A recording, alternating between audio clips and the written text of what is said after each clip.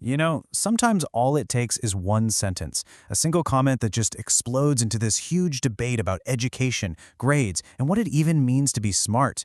But what if that entire argument, that whole controversy, was built on, well, a simple math mistake? Let's dig in and solve this little mystery.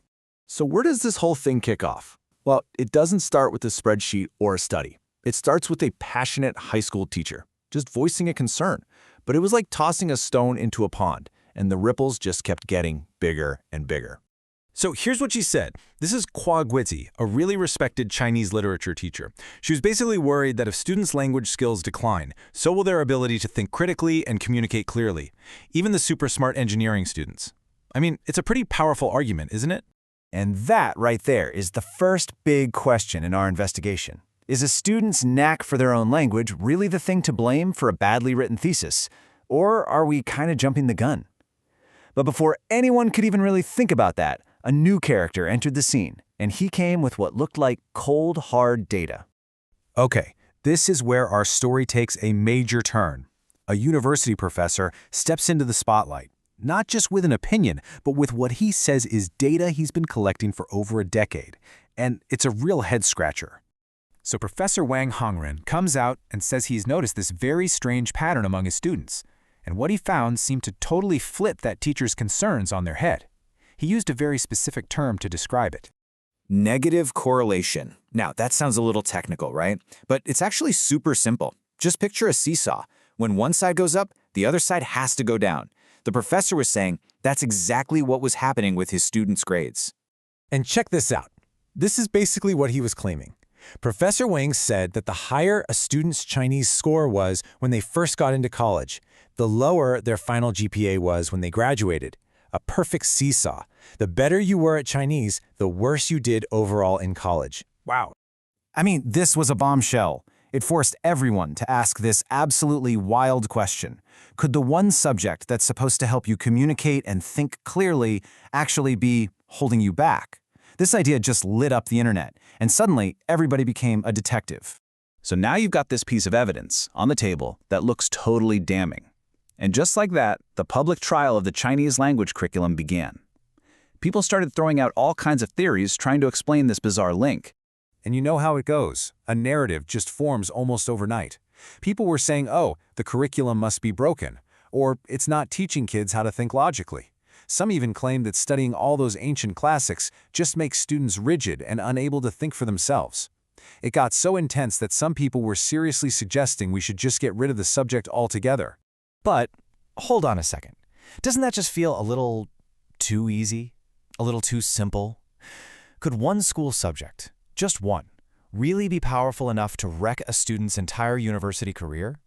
Or maybe, just like in a good detective story, there was a crucial clue that absolutely everyone was missing.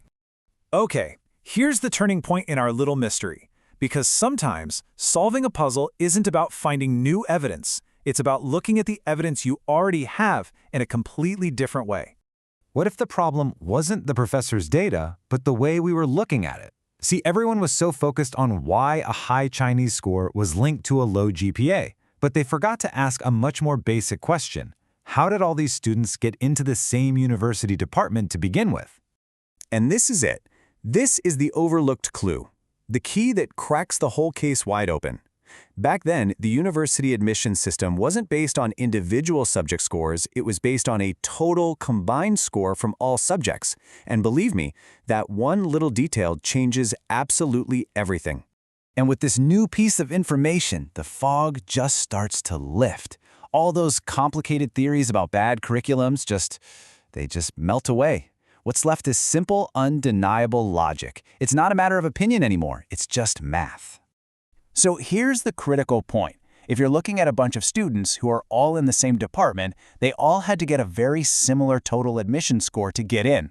Think of that total score as a fixed number, a constant for that group. Let's make this really easy to see. Imagine two students, A and B, both got into the program with a total score of 60, okay?